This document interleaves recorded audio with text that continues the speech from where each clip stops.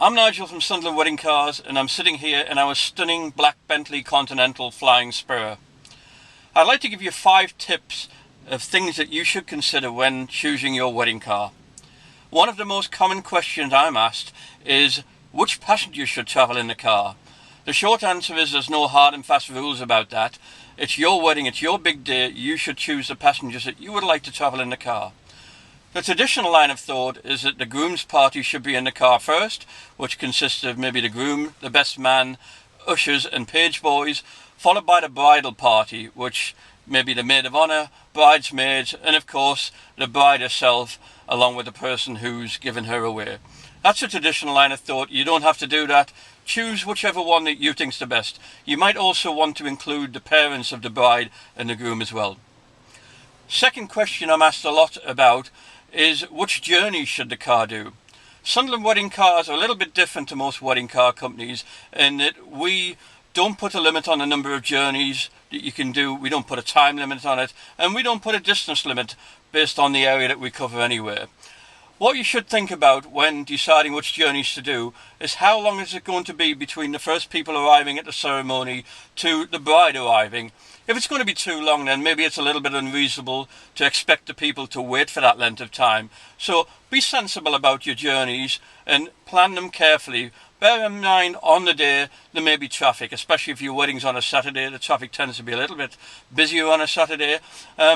Look at the route that you're going to travel. Is it to a busy area? Is it to a city centre? It's probably going to be busier. So you have to allow extra time for traffic.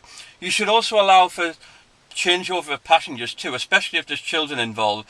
We provide child seat suitable for the age of the children, and it sometimes takes a little bit of extra time to put child seats in a car and take the child seats out the car too. So a little bit of extra time needs to be provided there as well. So be sensible when planning your journeys.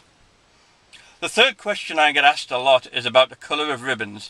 A lot of people will decide to choose the colour of ribbons based on their colour scheme for the wedding, and that's fine.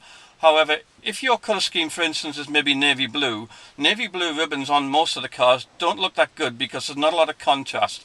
The darker colour ribbons tend to get a little bit lost. So if you have a colour scheme where maybe the ribbons don't look so good on the car that you've chosen, then maybe go for ivory or white, because with those neutral colours, it doesn't matter what your colour scheme is, it's going to be right. The fourth question I get asked a lot is, do you allow for photographs after the ceremony? Well, yes, of course we do. We'll drive you to a location close by, or the place where you get married, whichever one you prefer, so you can have some photographs taken with the car. It's recommended you don't go too far away, but pick a picturesque spot, and at least that way you're not keeping all the guests waiting before you arrive at the reception. And the last question I get asked a lot is about, well, which wedding car company should we choose? Should we choose the cheapest one? And my answer to that is that is the last thing you should do. Running wedding car businesses is an expensive exercise. This car here is exorbitantly expensive to keep running. And to run a wedding car company properly, you have to spend a lot of money on insurance, on maintenance, and on paying professional drivers. The companies that are doing wedding cars really cheaply are probably not doing it the way they should do. When you call a wedding car company, ask them questions such as, do they have the appropriate insurance to cover them for wedding car use? Do they have public liability insurance? Are they a member of a professional body like the National Association of Wedding Car Professionals? All those things are very important. So don't always go for the cheapest option. That may be your gut reaction to ask that question, which is the cheapest car you've got.